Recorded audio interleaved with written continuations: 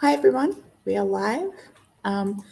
Before we begin this event, I would like to acknowledge that while we are meeting in cyberspace, I am coming to you from the unceded sovereign land of the Wurundjeri people of the Kulin Nation. These lands are where the Emerging Writers Festival office is and where we broadcast this event from. From coast to coast, Emerging Writers Festival and Centre for Stories wish to acknowledge the traditional owners of where we work and play, the Wurundjeri people of the Kulin Nation, and the Whadjuk people of the Noongar Nation.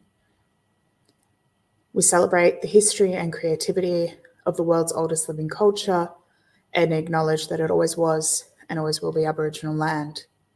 We pay our respects to the elders of these lands, past and present, and to those of the lands you're all joining us from. Welcome to Here and Now, the launch event for the anthology of the same name. My name is Ruby Rose Pivot-Marsh. I'm the Artistic Director of Emerging Writers Festival. I'm so thrilled to be here launching this anthology, which was created in collaboration with our friends over at Centre for Stories.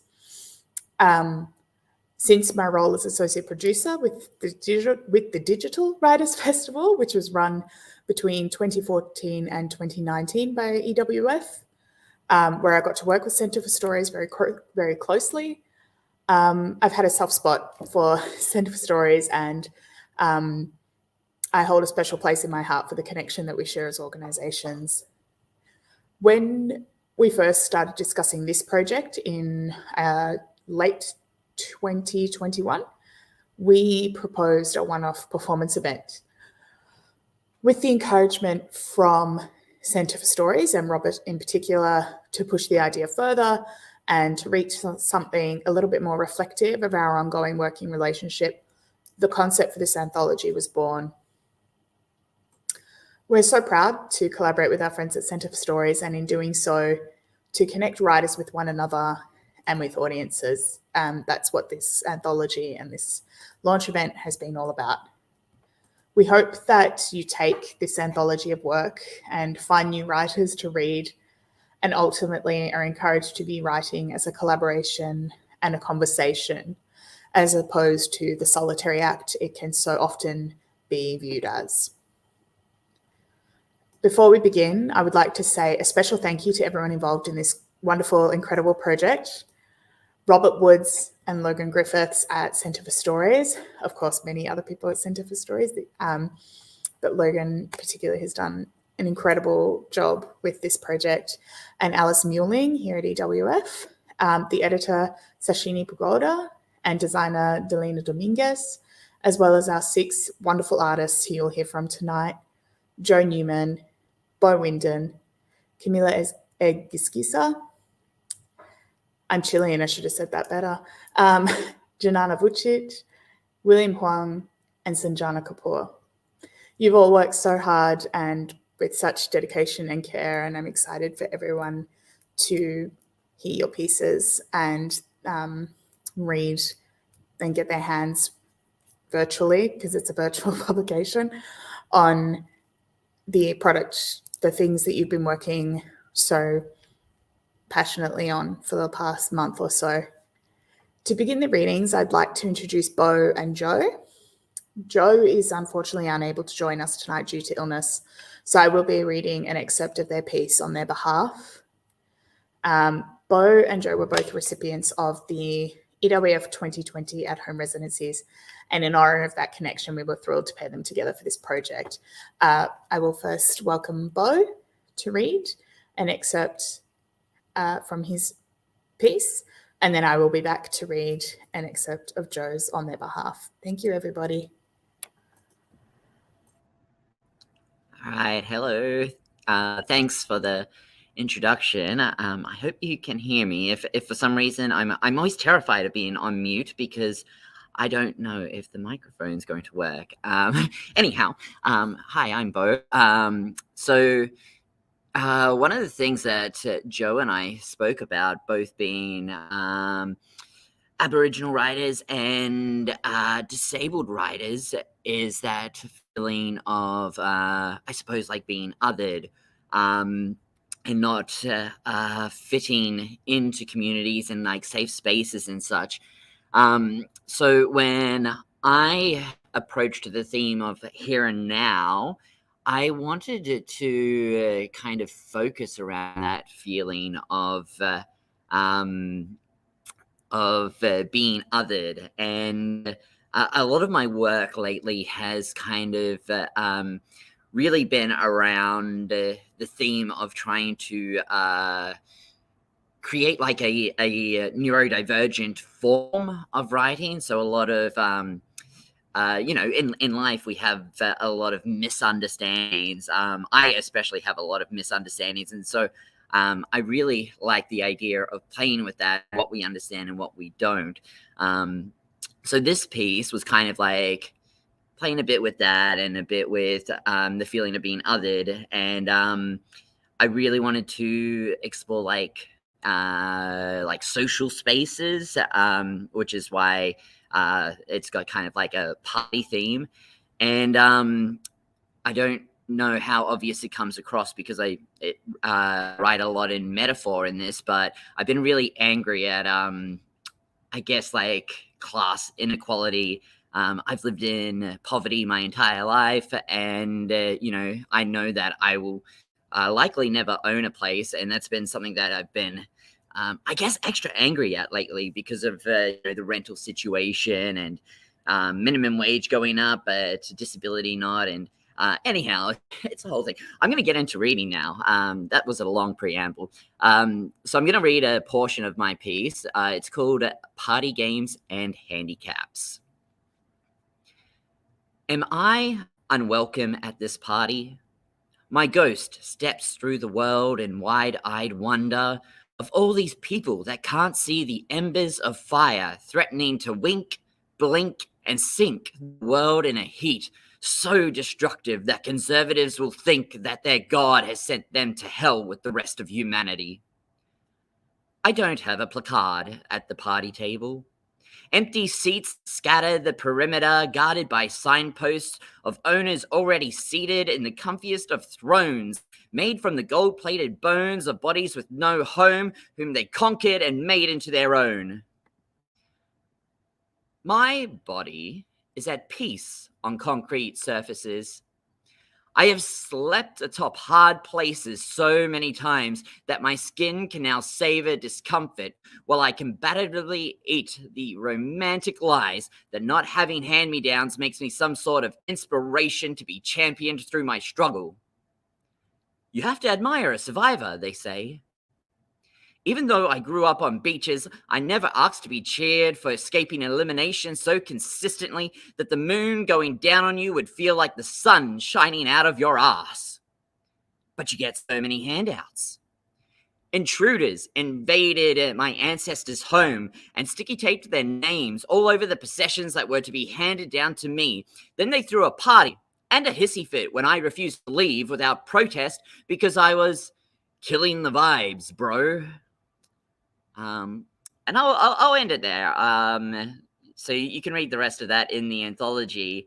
And I'll pass it back to Ruby, who's going to read some of Joe's work. Yes, thank you so much, everyone.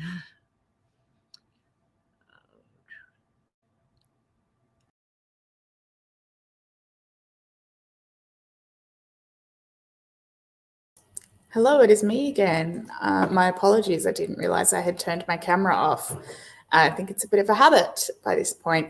Thank you so much, Beau. I'm now going to read on Joe's behalf from their piece, which is in the anthology, which is titled Fragments, Thoughts on Writing While Chronically Ill. I'm just going to read two short excerpts. The first one is 2, Fatigue. I want to read, but I'm too tired. I want to write, but I'm too tired. I want to go for a walk, but I'm too tired. I'm so tired of being too tired. It feels like spring tonight. The air is cool but not crisp. The sounds of the night carry. Occasionally, I get a whiff of jasmine on the breeze.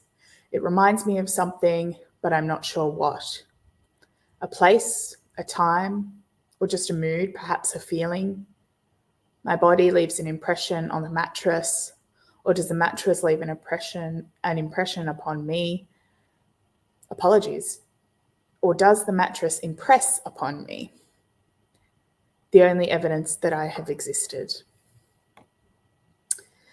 The next one is 6, ugliness.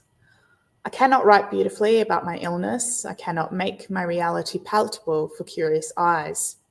I cannot mask my anger with manners, my grief with pretty words.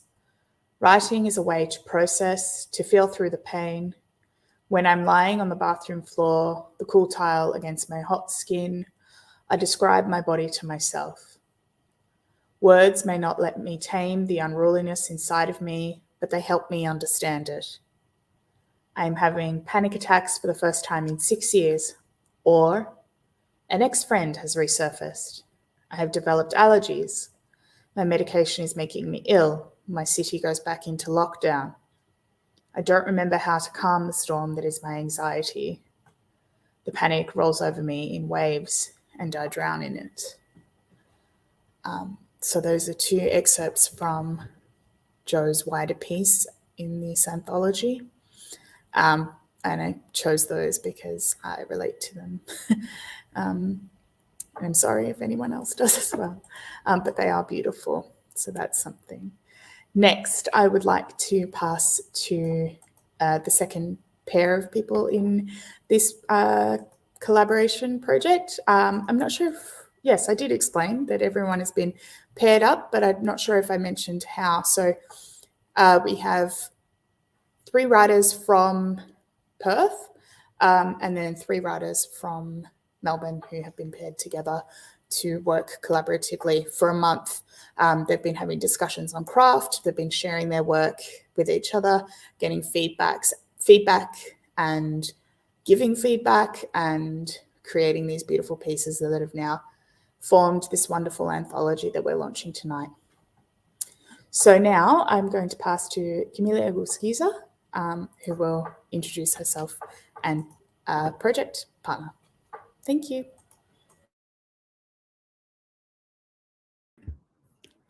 Hi, everyone. I'm Camila Egusquiza. So I'm just going to explain a little bit of what inspired me to write this story. For this story, I wanted to try something different. My work is usually grounded on realism, but I wanted to dive into mythical and fantastical elements. Urpillay is inspired by a widely known story told in Peru called the Ayar Brothers, or Los Hermanos Ayar in Spanish. This legend serves as an explanation of how the Tahuantinsuyo, the Incan Empire, was created. In the tale, one of the brothers transforms into a bear from the Andes, while another turns to stone. Legends in Peru are an important part of our culture. They often remind us of ancestral beliefs and the connection we have to nature and animals. That's what I wanted to do in this story, try to write something that is true to the Peruvian identity, a combination of the urban and Native American experience mixed with the harshness of growing up in a country so impacted by colonialism and poverty, but also a country that continues to thrive despite difficulties. I will now read an excerpt of my story called Urpillay.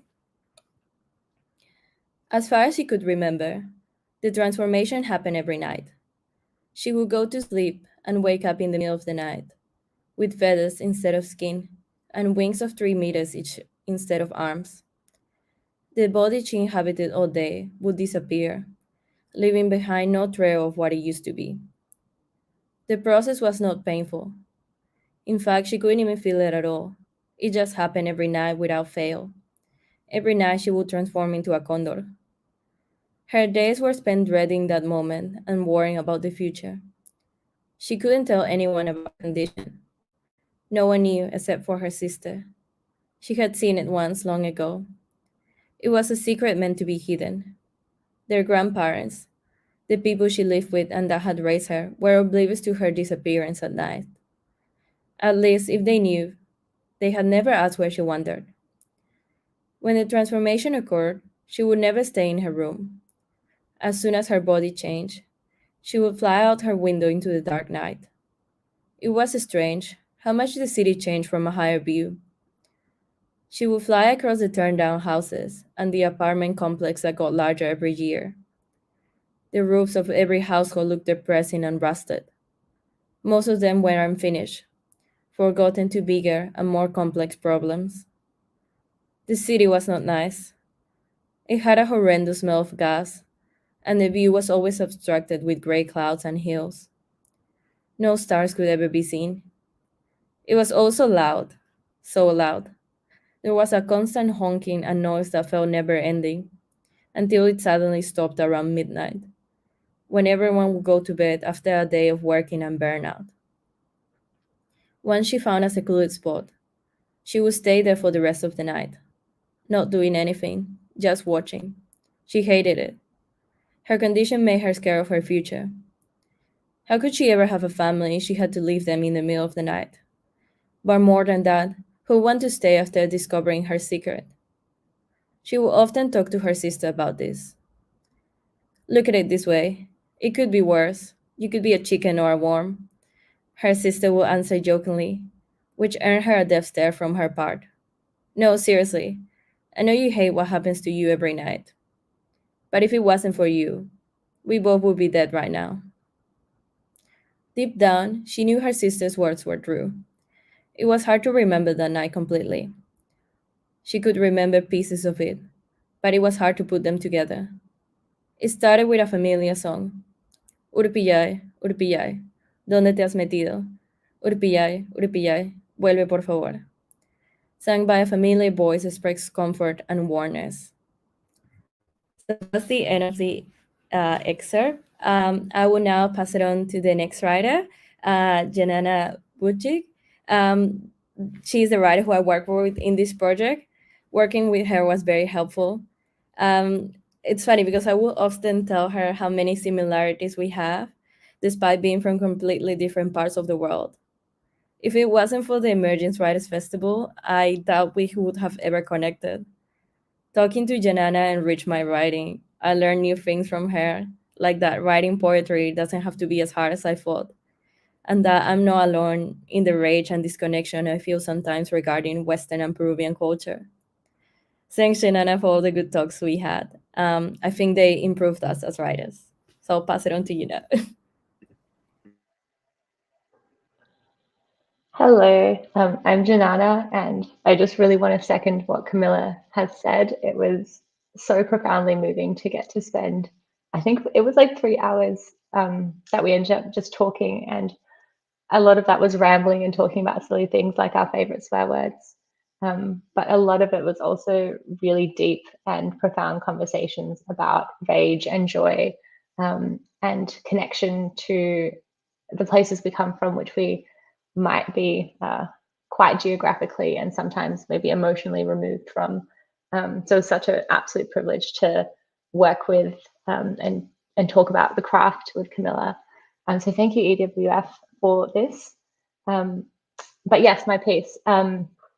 So this piece was very much born out of conversations with Camila about sort of navigating how to deal with tragedy at the same time as offering hope as well, and also navigating between wanting to connect to as many people as possible, but also feeling like maybe we're tired of explaining our cultural context and trying to navigate between how much of that we do or not do in our writing.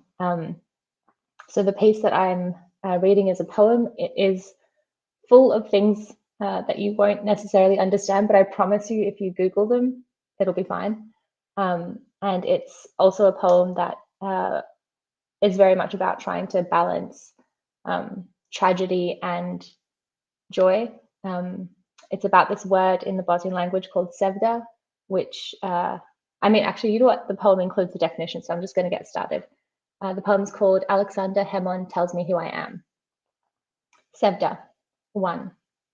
Pleasant soul pain where you are at peace with your woeful life, which allows you to enjoy this very moment with abandon. From Nowhere Man. 2. A pleasant feeling of losing oneself to the hopelessness of love, to time passing, to life and the defeats it inflicts. From My Parents, an introduction / This Does Not Belong to You. I am full of black bile, and this, I learn, is common to the people I come from, who carry with them all the things they could not let go of. For example, first love and second love, a glimpse of what could have been another in the easy smile and working hands of a woman serving tikvinica in Bershashia, the whisper of red hair escaping her headscarf, the death of a sibling in infancy, the death of a child in infancy, the person you could have been were not your country invaded by the Ottomans, the person you could have been were not the same done to them by the Austro-Hungarians. June 28th, 1914, a Sunday, and the gun shaking in Gavrilo Princip's hands. The truth of who built the Steci. Our comrade Tito, and the promise of brotherhood and unity. Sitting in the Rahatluk with your neighbors Enis and Mujo, Zoran, Ivan, Marko, and Miroslav, with Bahra and Shafika, with Anna, Gordana, Theodora, and Katarina.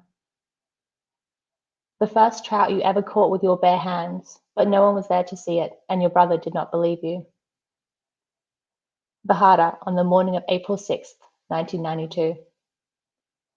Your brother, maybe his name is Emir, or Ibrahim, or Ardis, a father and uncle, cousin, their firm hand on your shoulder and last words. Čuvaj. The person you could have been, and the people your children could have been, had not your country fallen apart and into horror. Srebrenica, and 8,372 of its men and boys. The house on Pianovska Street, and the house in Bikovac, and all the women and children inside them, and etc., and etc. We are a people of black bile, of sevda, from the Arabic solda, black bile, melancholy, via the Turkish sevda, love, strong desire, passion. Where I am from, there is no love without loss, and sevda is not words, it is wild strawberries in your father's fields, where you dare not step. A cousin's daughter, the only child in the village that should have many. The look on your neighbor's face as she pauses to rest, a hand on her cow to steady herself, and surveys what is left of her home. Albione's Adagio in G minor for 22 days straight. Blackberries bursting feral through cracked walls. A beauty contest held in a Sarajevo basement. Admira holding Boschko. Light falling through stained glass in the National Gallery. June when the lake fills and the sky reflects itself. Houses painted aqua and tangerine, purple and pink and lime green, and why not? Stadi Most, rebuilt, still uncrossable, until you start walking. A minaret and a steeple, so close they could lean on each other. Teens protesting in Yaitse, refusing segregation. Bruce Lee, cast in bronze, facing the apolitical north. The words, Moja Cherka je došla, and etc., and etc., and beautiful, unyielding, etc. Okay, so that's my poem, and now we'll hand over to the next group, and the first speaker of those is Will. Hi, thanks Dženana for handing it over. Thank you for the introduction. I just want to say, I think I also felt something similar to what Camila and Dženana felt in terms of the collaboration. It was just really rewarding and enriching to be able to exchange emails, have video calls with another writer, and just to be able to discuss writing in so much detail and so much depth, I think really helped with my craft. My piece is titled Ghosts, and it's a short story. It's exploring the concept of male friendship without having any kind of ulterior motive of furthering a kind of plot or furthering any kind of like narrative device. It's about the concept of friendship itself. So I'll read a short excerpt from towards the end. Ghosts. Well, at some point I'll bring it up again, but I don't know if that's going to help. Eli plated the eggs and they sat to eat. They were quiet for a few moments. The mood had shifted and they waited for it to dissipate. Outside, it was still warm, the morning was rosy, and after a while, Seth spoke. Let's go for a walk after this. Eli agreed, putting the used plates back in the sink. He went to go wash his hands and face. He looked briefly in the mirror to see if there was anything around his mouth. In the quiet of the bathroom, the cold feeling began to return with clarity and intensity. For a split second, he thought he saw a form resembling David behind him, the outline of his shoulders and head against the wall. But when he turned around, there was only the door. He dismissed the image, wetting his face with water and feeling refreshed again. Seth was waiting, and the mood was quickly returning to normal. Eli let himself indulge one last thought before putting the conversation behind him. He may have grown apart from David, but Eli knew this kind of thing was impossible with Seth. Things like this happened to school friends, to childhood friends, even to romantic partners, but not to Seth. Seth was so close and dear to Eli that it felt like his heart broadened each time they were together. Seth would always be flesh and blood, someone whose existence was a comfort. Even if they moved to different countries, he would always still have that closeness. Friends like that don't become ghosts. Eli legitimately believed it.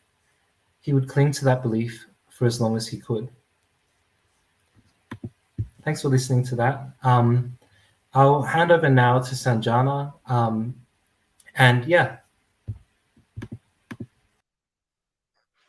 Hi, everyone. Thanks, Will, for passing it on to me. I would also really like to second how motivating it was to work with another writer. Workshopping my piece with Will really gave me a new perspective on the ideas and the drafts I had. So it was a really, really rewarding experience. When Will and I were given the prompt of here and now, and we were thinking about how to interpret it, we were thinking about things or themes that are really crucial in our stage, in our present life stage at the moment. And we stumbled on the importance of friendship and how we feel as though that friendship is such an integral part of our lives, but it rarely gets the center stage stories that it deserves in books, film, media, or other forms of entertainment. So we're talking about how we wanted to make sure that friendship was the main theme that we explored in our pieces. So today I'll be reading a contrapuntal poem titled Independence that explores the bittersweetness of a childhood friendship. And I usually write in free verse if I'm writing poetry. So I kind of wanted to experiment with a more constrained format that a contrapuntal poem has. So for this poem, I'm going to be reading out the left-hand side, then I'll be reading out the right-hand side, and then I'll read from left to right to create the third poem. Hope you enjoy. Independence, Part 1, Before. We walk shoulder to shoulder, our linked arms like brown braids, the sun blushing like a high school boy. Soon enough, our soft hands on the monkey bars quiver and drop when sets of blonde pigtails chased us until we ran out the front gate. Now, we are together in this moment. We are a loud pop song, a blunt knife, a pinball machine, but most of all, each other's reflections. Here, your smile, an inconsiderate guest, overstaying its welcome, so I forget everything. Part 2, After. In my favorite daydream, twisted phone cords separate our smiles. We are nothing but a quiet shadow at our mother's feet. I remember our coat hanger bodies spurted giggles and monosyllables like loose change. I'm a hovering text bubble, worlds apart and scared. Our past conversations are left on loop. The missed birthdays are lodged in my throat. Our future plans are ricocheting in crumpled journals. We are too distorted to recognize. I call, your voice never arriving when it should be. And I remember everything. Part 3, together. We walk shoulder to shoulder in my favorite daydream, our linked arms like twisted phone cords. Brown braids separate our smiles. We are nothing but the sun, a quiet shadow, blushing like a high school boy at our mother's feet. Soon enough, I remember, our soft hands on the monkey bars quiver, and our coat hanger bodies drop when sets of blonde pigtails spurted giggles and monosyllables chased us until we ran out the front gate like loose change. Now, I'm a hovering text bubble. We are worlds apart, and together in this moment we are scared. Our past conversations are a loud pop song left on loop. The missed birthdays are a blunt knife lodged in my throat. Our future plans are a pinball machine ricocheting in crumpled journals. But most of all, we are each other's reflections, too distorted to recognize. Here, I call your smile, your voice, an inconsiderate guest, never arriving when it should be overstaying its welcome. So I forget and I remember everything. Awesome. Thank you for listening. Hope you enjoyed. I'll pass it back to Ruby. Thank you, Saanjana. That was so beautiful. I was just going to write it in the comments, but I can just say it here. That was incredible. Thank you, everybody, for reading tonight and for being part of this project. It's been really lovely to hear that feedback. Obviously we've communicated over emails and things, but it was really nice to hear your voices reading your excerpts and to hear your reflections on the yes, agreed, Saanjana fan club, everybody fan club right here. But, hear your reflections on this project and this process of collaboration. I think it's a really important thing that we sometimes forget about as writers, that it doesn't have to be a solitary act. So I hope that you all enjoyed this launch. I hope if you watch it back, you enjoy it again. I hope you grab a copy. You can do so at the event page. It is truly a beautiful publication. And I just, again, want to say thank you to Centre for Stories for partnering with us on this beautiful project. I think we will ask everyone to turn on their videos once more so we can say goodbye. But yeah, thank you very much, everybody. Thank you so much, Emerging Writers Festival and Centre for Stories. Thank you. Thanks, everyone. That was incredible.